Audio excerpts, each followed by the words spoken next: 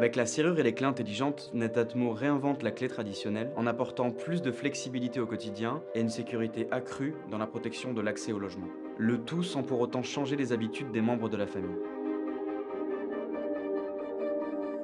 Les gens ont peur de se faire voler leurs clés, ont peur de se faire crocheter leur serrure. Aujourd'hui, au niveau des clés traditionnelles, on peut facilement les copier, ne serait-ce que par une photo. Donc chez Netatmo, plutôt que de tout jeter à la poubelle, on s'est dit comment est-ce qu'on peut améliorer cette clé et venir solutionner les différents problèmes que l'on constate.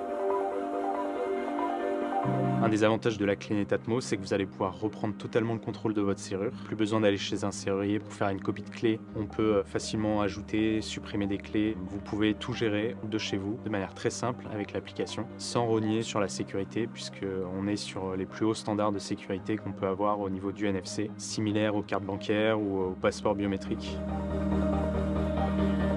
La serrure intelligente est très clairement le produit le plus ambitieux développé par Netatmo.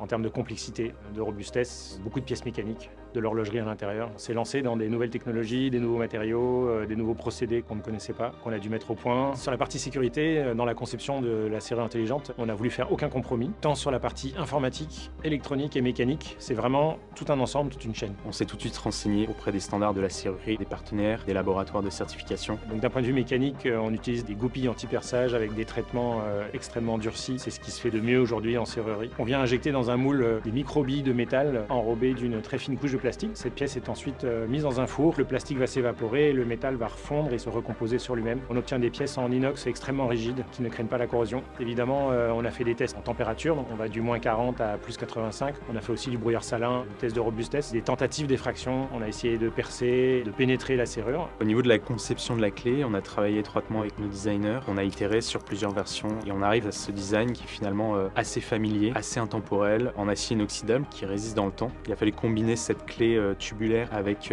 une antenne qui est elle-même en spirale. Ça nous a demandé beaucoup de travail.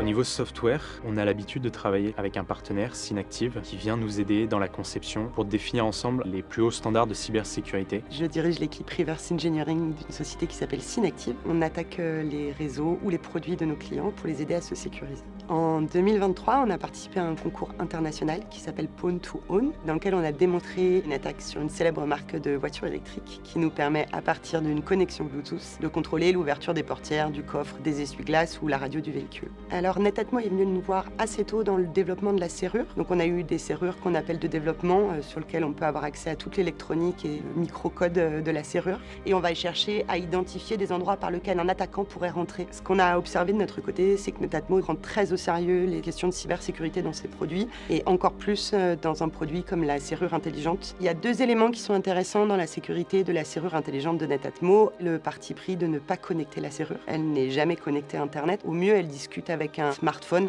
en Bluetooth. Et ça, c'est un parti pris quand même très intéressant d'un point de vue sécurité. Le deuxième élément, c'est que la serrure et les clés intelligentes utilisent énormément de cryptographie. La cryptographie, c'est basé sur des secrets, et ces secrets doivent être protégés. Et dans la serrure intelligente, ces secrets sont stockés dans un petit composant sécurisé qu'on appelle un Secure Element et n'en sortent jamais.